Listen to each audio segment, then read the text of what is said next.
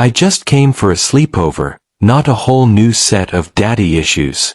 But when he said, "One more round for the road," let's just say I didn't pack light. Hit like and subscribe if you've ever had a crush you couldn't tell your bestie about. I was 19. The kind of 19 where everything still feels a little temporary, and you haven't quite figured out how to exist outside of your comfort zone. So, when Leo invited me over for the weekend, I didn't hesitate. It was supposed to be just another one of those laid-back, pizza and video games nights. Nothing out of the ordinary.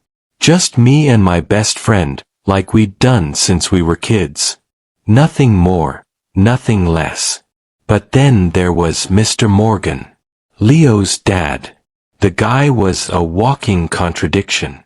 He had that whole dad vibe down, jeans that looked like they'd been lived in, a flannel shirt that was probably older than me, but somehow he still looked effortless and handsome. Maybe too handsome for someone who was supposed to be off limits. Salt and pepper hair that was a little longer than most guys his age. Forearms thick as a tree trunk from years of working with his hands, and a jawline that could cut glass. I tried not to look at him too much. It's not like I was into him. It was a crush. A harmless one. But there was something about the way he carried himself. It wasn't just physical, there was an energy to him, an unspoken confidence that made everything feel like it could shift if you weren't careful. And as if that wasn't enough, his voice, damn. Even when he was just saying things like, "Pass the remote," or "You boys need anything," there was a low, rumbling undertone, like he could make a simple sentence feel like it was meant for you. At first, I told myself it was nothing. It had to be nothing. Right? He was Leo's dad, and I was just his son's best friend. This was normal. That's what I told myself, anyway. The more I tried to ignore it, though, the more I found myself hyper-aware of his presence. The way he moved around the room, the way his eyes lingered on me just a little too long when he passed by. Or maybe I was imagining it. But I wasn't sure. That night, Leo and I were in his room, the familiar hum of the Xbox filling the air, pizza boxes piled up around us like the aftermath of some battle. Leo was focused on the screen, not paying attention to anything else. But I couldn't focus. Not fully. Not when I could hear Mr. Morgan's voice in the kitchen, low and steady as he moved around. When Leo got up to grab more soda, I stayed behind, trying to pretend that I wasn't suddenly conscious of every single breath I took. And then I heard his voice. "Need anything, kid?" I froze, the sound of his footsteps drawing closer. My heart beat a little faster, my palms suddenly sweaty as I grabbed for my controller, trying to look busy. When I looked up, he was standing in the doorway, his hand resting casually on the frame. His eyes met mine, and for a second, I swore I saw something flicker, something deeper than just simple acknowledgement. No, I'm good," I muttered, forcing myself to look away, focusing on the game, even though I could feel the weight of his gaze still on me. "You sure?" His voice was softer now, like he was testing something. I nodded, but I didn't trust myself to speak. Every time I thought I had myself together, there was something about him that unraveled me. His smile was small but knowing, like he had a secret he wasn't willing to share, and damn if I didn't want to know what it was. He stayed there for a beat longer than necessary before giving me a quick nod and walking off. As he left, I exhaled, not realizing I'd been holding my breath. The second he was gone, I sank back into the couch, trying to control my racing heart, trying to ignore the fact that my thoughts had already begun to spiral. I tried to focus on the game, but I couldn't. Every time I glanced over at the door, I half expected him to walk back in. The whole night felt charged now, like something had shifted in the air. And it had nothing to do with the game we were playing. I told myself it was nothing. Just a harmless attraction. But the way Mr. Morgan looked at me, the way he made my insides twist with that little smirk, made it harder to believe that he was Leo's dad. I shouldn't feel this way. But I couldn't ignore the electricity in the room when he was near. And that's when I started wondering just how much longer I could keep pretending it was just a crush. Leo went to bed early. Something about an early class tomorrow or needing to rest up for rugby practice. He was half asleep by the time he mumbled good night and shut his door. That left me alone in the living room, wrapped in the flickering blue light of a muted TV, trying to pretend I wasn't waiting for something I didn't understand. Then he walked back in. Mr. Morgan. Shirt sleeves rolled up, bottle of whiskey in one hand, 2 glasses in the other. "One more round?" he asked with a tilt of his head and a spark in his eyes that I tried not to read into. I nodded. He poured with the kind of ease that comes from years of making mistakes and surviving them. The clink of ice against glass sounded louder than it should have in that quiet space. I took my first sip, and it burned all the way down. We talked. God, we talked. About music. About how the old stuff never really dies if you love it loud enough. About regrets.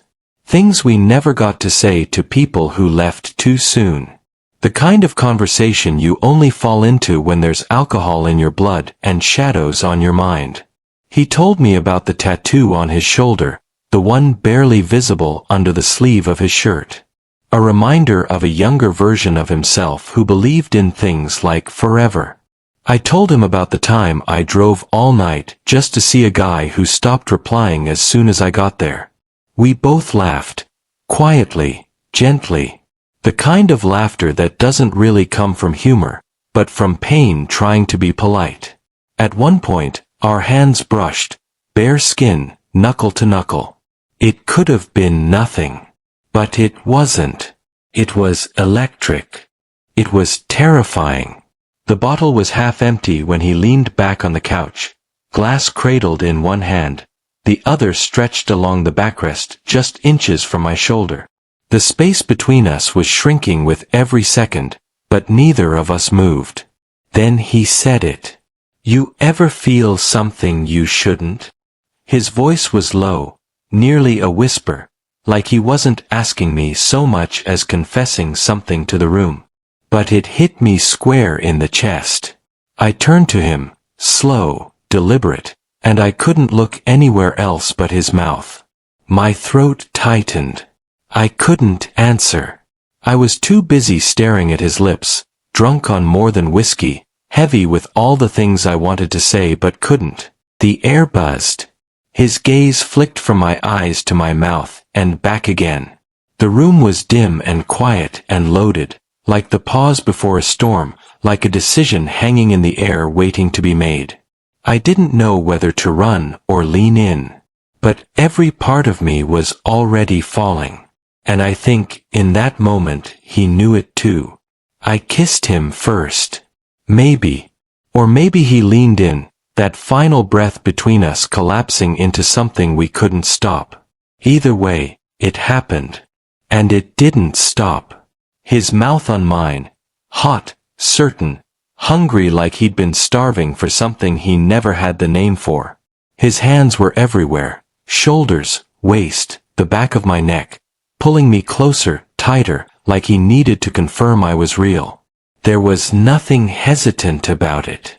It wasn't a drunken mistake or an awkward misfire. It was deliberate. It was fire wrapped in silence. The kind of kiss that makes the world fall away. The kind that replays in your mind for weeks afterward, uninvited. We stumbled through the dark like strangers learning a new language with our hands, our mouths, our breath. And when it was over, when we were just lying there, tangled and raw, I didn't know what to say. So I didn't say anything.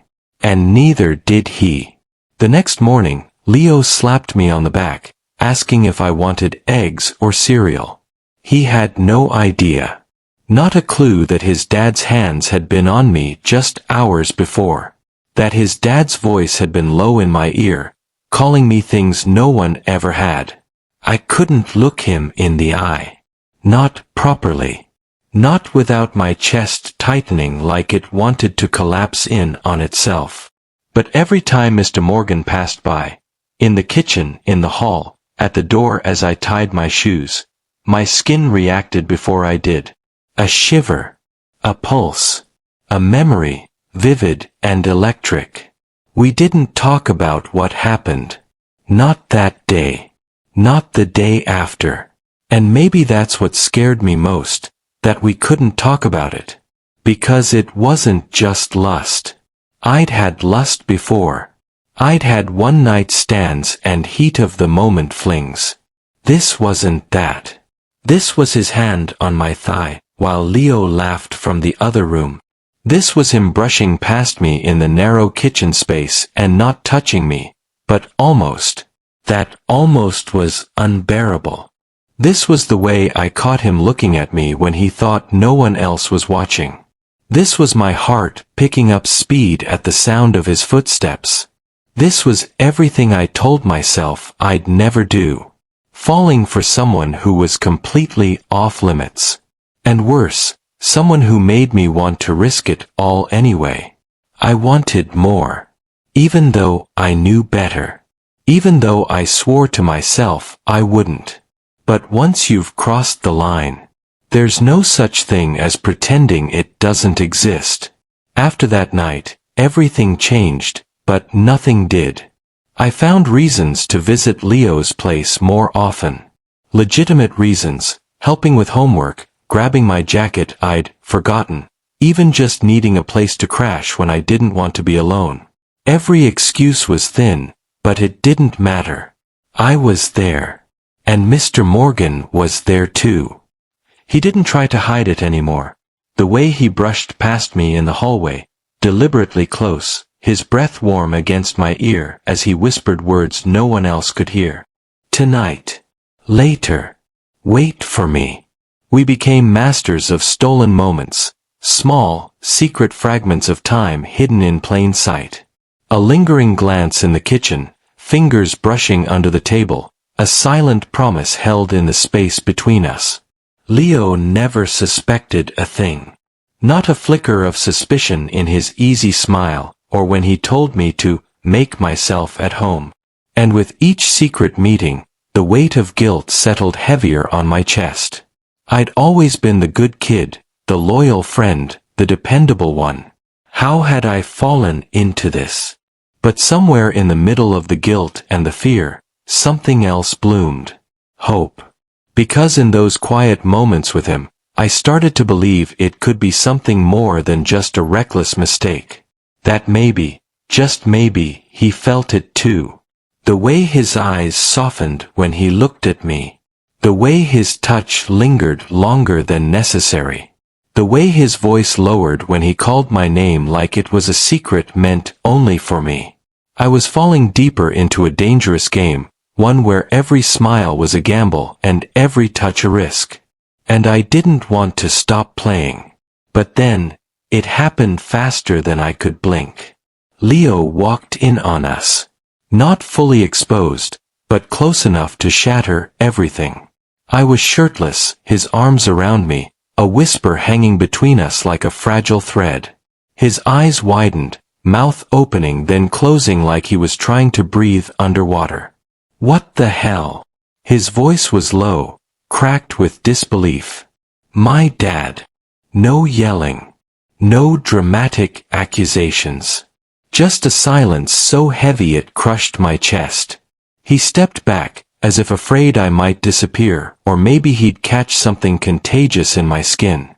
The brother I thought I knew, the best friend I'd trusted with everything, looked at me like I was a stranger.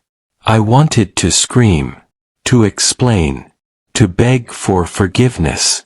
But there was nothing I could say that would fix the look in his eyes. Mr. Morgan reached out, his hand trembling as he tried to bridge the impossible gap. But Leo was already gone. Gone before any words could be formed. Gone before the truth could untangle itself. And I was left standing in the wreckage, already grieving the loss of the friendship, the trust, and maybe something I never even had.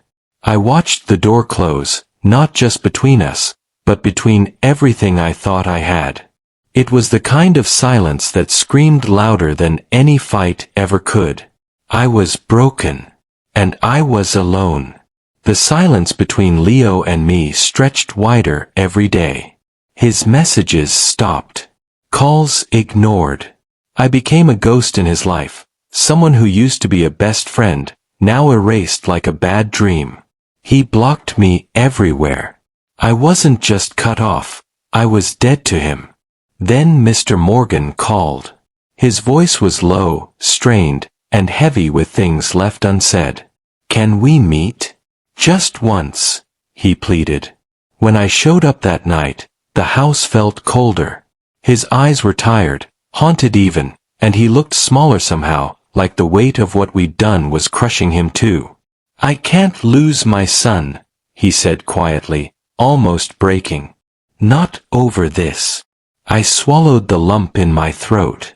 I knew what was coming. The inevitable ultimatum. "This has to end," he said, the words landing like a hammer. My chest shattered, the pieces sharp and jagged. "Did it mean nothing?" I whispered, barely able to meet his gaze. He looked at me like I was both everything and nothing all at once. "It meant too much," he said, voice thick with regret. "That's the problem. We didn't touch. We didn't say goodbye." I walked out into the night feeling hollow, like I was already fading away, a ghost of what could have been. I was broken. And I was alone. The silence between Leo and me stretched wider every day. His messages stopped. Calls ignored. I became a ghost in his life, someone who used to be a best friend, now erased like a bad dream. He blocked me everywhere. I wasn't just cut off, I was dead to him. Then Mr. Morgan called. His voice was low, strained, and heavy with things left unsaid. "Can we meet? Just once," he pleaded. When I showed up that night, the house felt colder. His eyes were tired, haunted even, and he looked smaller somehow, like the weight of what we'd done was crushing him too. "I can't lose my son," he said quietly, almost breaking. "Not over this." I swallowed the lump in my throat. I knew what was coming. The inevitable ultimatum. "This has to end," he said, the words landing like a hammer. My chest shattered, the pieces sharp and jagged. "Did it mean nothing?" I whispered, barely able to meet his gaze. He looked at me like I was both everything and nothing all at once. "It meant too much," he said, voice thick with regret. "That's the problem. We didn't touch. We didn't say goodbye." I walked out into the night feeling hollow, like I was already fading away, a ghost of what could have been.